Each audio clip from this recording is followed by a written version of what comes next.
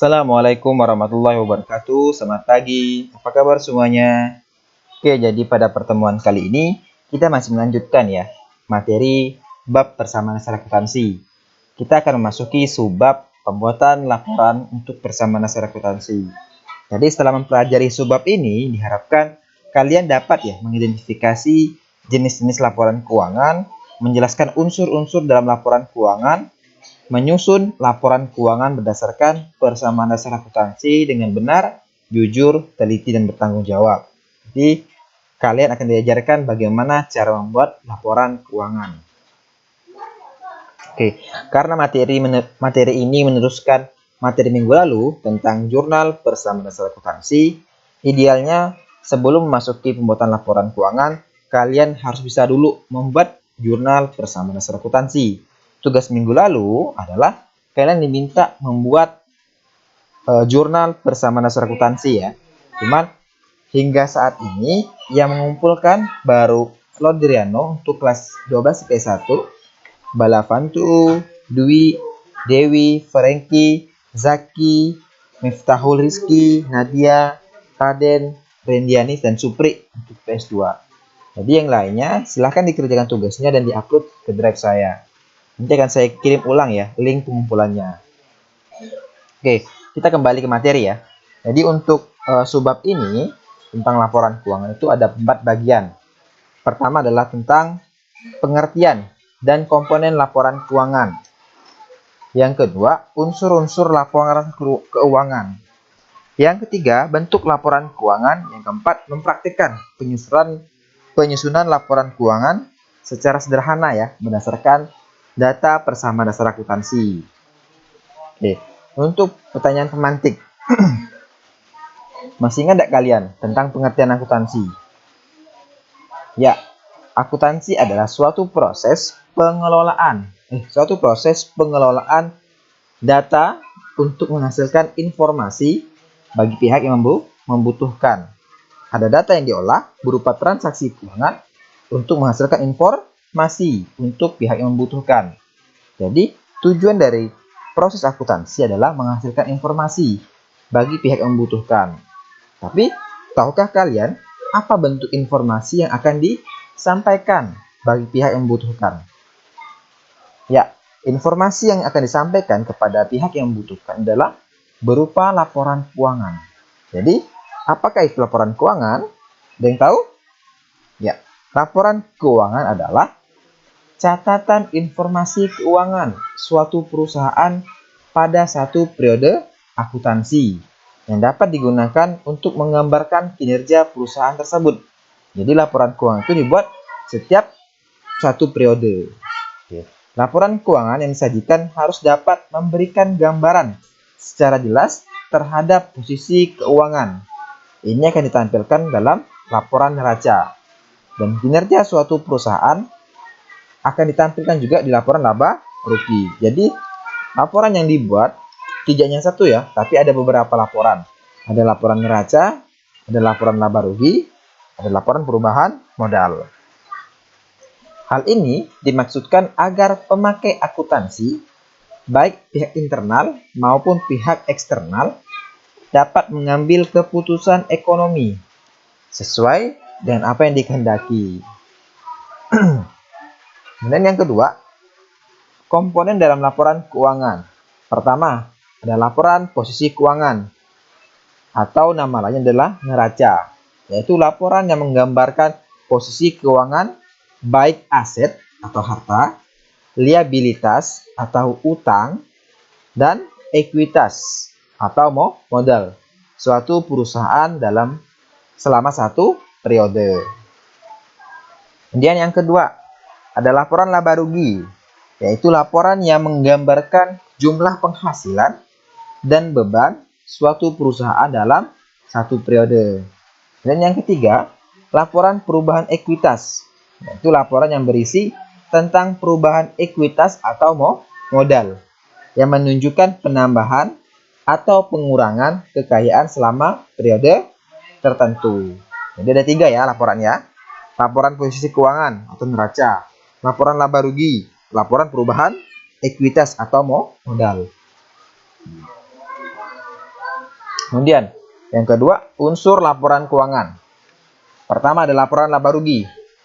Laporan laba rugi adalah laporan yang menunjukkan kinerja perusahaan, yakni tentang besarnya pendapatan atau penghasilan dan beban pada akhir periode. Jadi unsur dalam laporan laba rugi ada dua. Ada pendapatan, ada beban. Jadi nanti itu kita melihat nih, berapa jumlah total pendapatan perusahaan, berapa total beban perusahaan. Nanti pendapatan akan dikurang dengan beban untuk melihat apakah perusahaan mengalami laba atau rugi. Kalau pendapatan lebih besar daripada beban, maka mengalami laba. Tapi kalau misalkan beban lebih besar daripada pendapatan, maka perusahaan mengalami kerugian. Yang kedua, laporan perubahan modal. Laporan perubahan modal adalah laporan yang menunjukkan perubahan dari modal perusahaan yang dipengaruhi oleh laba. Jadi kalau ada laba, maka modal bertambah. Atau kerugian. Jadi bisa laba bisa rugi ya. Jadi kalau laba itu menambah modal, sedangkan kerugian mengurangi modal. Serta dikurangi dengan pengambilan pribadi oleh pemilik. Jadi kalau pemilik atau pemilik perusahaan mengambil uang cash di perusahaan, maka transaksi tersebut akan mengurangi modal. Jadi dalam laporan perubahan modal ada 3 komponen atau unsur.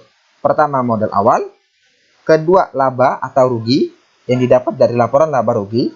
Yang ketiga adalah free flow atau pengambilan pribadi oleh pemilik. Kemudian yang ketiga, laporan posisi keuangan. Ini adalah laporan yang menunjukkan posisi keuangan perusahaan pada akhir periode. Posisi keuangan yang dimaksud adalah harta atau aset, liabilitas atau utang, dan ekuitas. Jadi unsur dalam laporan posisi keuangan ada 3. Ada harta, utang, modal. Nanti mereka akan dikelompokkan ke dalam 2 kolom. Kolom aset atau kolom harta dan kolom pasifa, utang dan modal. Oke, agar menambah pemahaman kalian tentang bentuk laporan keuangan, akan saya contohkan format laporan keuangan yang umum muncul. Ini adalah contoh laporan untuk laba rugi. Jadi secara umum, setiap laporan itu punya 2 komponen. Pertama, komponen kepala laporan yang berisikan nama perusahaan, kemudian laporan judul laporannya, laporan laba rugi misalkan, kemudian periode berakhir. Ini berisikan tanggal terakhir di periode yang terjadi. Oke. Jadi setiap kepala jurnal itu wajib diisi. Misalkan apa nama perusahaannya? Perusahaan ABCD. Apa judul laporannya? Laporan laba rugi. Periode yang berakhir tanggal berapa? Berapa tanggal terakhir di periode tersebut? Misalkan periode bulan Agustus. Kapan tanggal terakhirnya? 31 Agustus 2021. Jadi ini namanya adalah kepala laporan. Kemudian yang kedua ada tubuh laporan. Untuk laporan laba rugi, di bagian tubuhnya itu ada 2 komponen. Pertama komponen pendapatan, untuk menghitung berapa total pendapatan. Yang kedua komponen beban, untuk menghitung besarnya beban usaha. Nanti total pendapatan akan dikurang total beban, menghasilkan laba jika pendapatan lebih besar daripada beban, rugi jika beban lebih besar daripada pendapatan. Oke, untuk cara pengisiannya. Jadi di kolom pendapatan kita akan masukkan nih seluruh pendapatan yang terjadi di dalam jurnal bersama dasar akuntansi. Kita masukkan tanggalnya, kemudian keterangannya, dan juga berapa jumlahnya atau saldonya. Kita masukkan semuanya, kita tambahkan untuk menghasilkan besarnya total pendapatan. Kemudian yang kedua, bagian beban. Beban juga sama ya. Kita masukkan semua beban-beban yang terjadi di dalam periode itu, kita jumlahkan untuk menghitung berapakah total bebannya. Nanti total pendapatan akan dikurang total beban untuk mengetahui dia laba atau rugi. Jadi ini adalah bentuk umum ya dari laporan laba rugi. Kemudian yang kedua ada laporan perubahan modal. Ideal yang sama, setiap laporan cuma 2 bagian. Ada kepala laporan, ada tubuh laporan. Jadi yang namanya kepala laporan ini hukumnya wajib diisi ya, karena ini adalah identitas dari laporan. Jadi ada nama perusahaan, ada judul laporannya, laporan perubahan modal, ada periodenya, kapan terjadinya pembuatan laporan ini. Kemudian untuk komponen tubuh dari laporan perubahan modal itu ada 3. Pertama, modal awal. Kemudian kedua, laba bersih atau rugi. Yang ketiga ada prefer. Jadi modal awal ini saldonya kita dapatkan di dalam jurnal persamaan dasar akuntansi. Ini ada di kolom awal, kolom modal ya. Nanti akan saya contohkan bagaimana pengisiannya. Kemudian yang kedua, komponen laba bersih. Laba bersih ini kita dapatkan dari laporan keuangannya nih. Jadi kita ambil datanya dari laporan laba rugi, kita masukkan ke dalam laporan perubahan modal. Nanti modal awal ditambah laba rugi. Modal awal akan ditambah sama saldo labanya berapa. Kalau dia mengalami kerugian, maka modal awal dikurang kerugiannya berapa. Setelah jumlahkan, nanti jumlahnya akan dikurang lagi sama prefer untuk menghasilkan modal akhir. Jadi kalau kita buat rumusnya, maka modal akhir sama dengan modal awal ditambah laba dikurang prefer. Ini ya format untuk menghitung besarnya modal akhir. Ini laporan perubahan modal. Kemudian yang ketiga, laporan neraca. Juga sama, ada kepala laporan, ada tubuh laporan. Kepala laporan itu berisikan nama perusahaan, judul laporan, kemudian tanggal terjadinya pembuatan laporan. Kemudian untuk bagian tubuhnya dibuat 2 kolom ya. Pertama kolom aktiva atau kolom harta ya. Harta kan ada kas, ada piutang, ada perlengkapan, ada peralatan. Kita ambil saldonya dari jurnal persamaan dasar akuntansi. Bagian paling bawah tuh jumlah dari masing-masing harta, kas, piutang, perlengkapan, peralatan. Kita jumlahkan untuk melihat berapakah total aktivanya. Kemudian yang pasifa juga sama. Kita ambil saldo utang usaha dari data jurnal persamaan dasar akuntansi di kolom utang usaha. Kemudian untuk modal ini kita ambil dari laporan perubahan modal. Di jumlah saldo modal ini kita ambil dari laporan perubahan modal di bagian modal akhir. Nanti utang usaha ditambah modal dapatlah total pasifa. Nanti jumlah total aktiva dan total pasifa akan seimbang. Gitu ya, bentuk dari laporan keuangan, laporan laba rugi, laporan perubahan modal, dan neraca. Jadi agar lebih memahami, kita akan coba praktik ya, bagaimana cara membuat laporan keuangan. Oke, ini saya sudah mengambil jurnal persamaan dasar akuntansi punyanya servis sepeda motor DND untuk bulan Agustus tahun 2021 ya. Jadi ini ada beberapa transaksi nih. Jadi kita akan buat laporan berdasarkan jurnal ini. Oke, pertama kita akan buat laporan laba rugi. Jangan lupa sebelum buat laporan kita wajib mengisi dulu nih yang namanya kepala laporannya. Perusahaannya servis sepeda motor DND, judulnya laporan laba rugi, periodenya 31 Agustus 2021. Kemudian ada kolom pendapatan, ada kolom beban. Oke, di sini kita cek lagi nih. Di dalam jurnal ini ada berapa transaksi pendapatan. Pertama nih, pendapatan 1, 2, 3. Jadi ada 3 transaksi pendapatan. Pendapatan yang pertama itu berjumlah 1.600.000. Kemudian yang kedua berjumlah 750.000. Yang ketiga berjumlah 1.500.000. Jadi kita akan masukkan ya. Oke, karena tidak ada tanggalnya, kita buat acak ya. Misalkan tanggal 5 jumlahnya 1.600. Tanggal 10 750.000.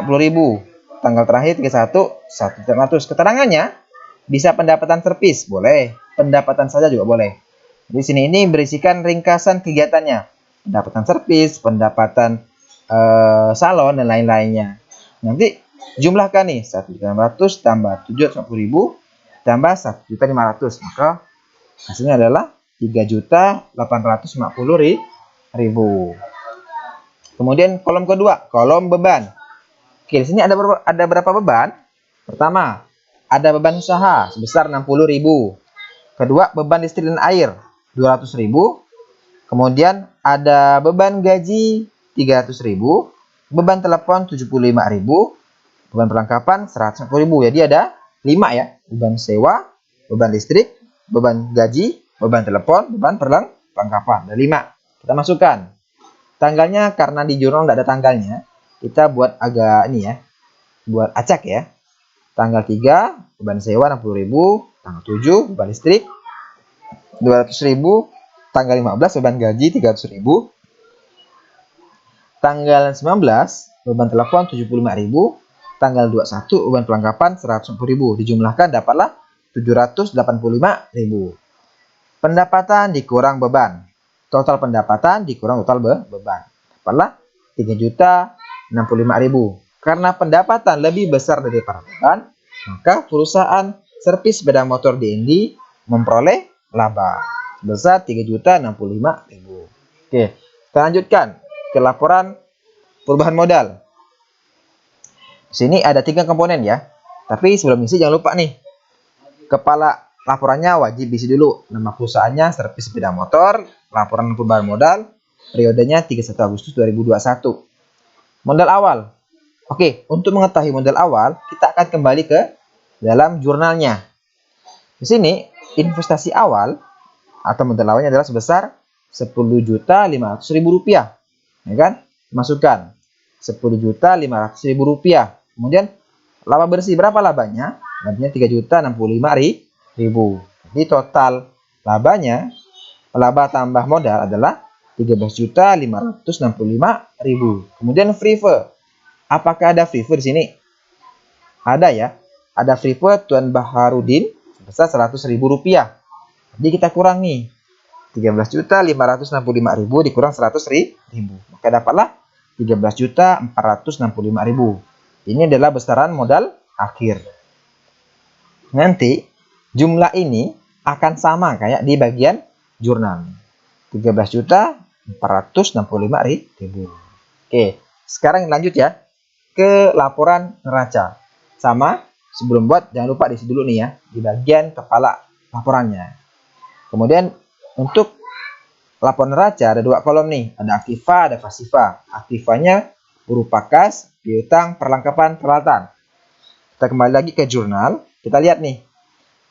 Jumlah kas besar 12.614.000, piutang 250.000, perlengkapan 250.000, peralatan 1.500.000. Masukkan.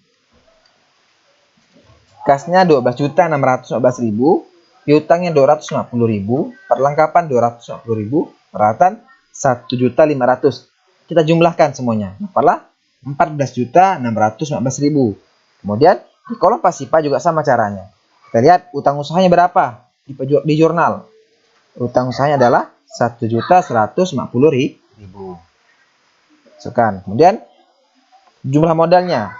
Jumlah modalnya kita bisa ambil dari laporan perubahan modal. Rp13.465.000.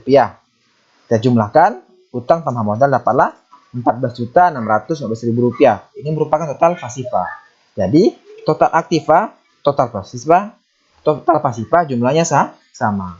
Ini sudah benar. Oke, bagaimana? Sudah paham belum?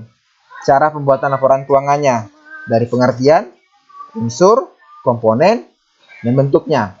Oke, agar kalian lebih paham, jadi untuk pertemuan kali ini tugasnya adalah kalian membuat laporan keuangan dari jurnal persamaan dasar akuntansi Salon Rafa tugas minggu lalu.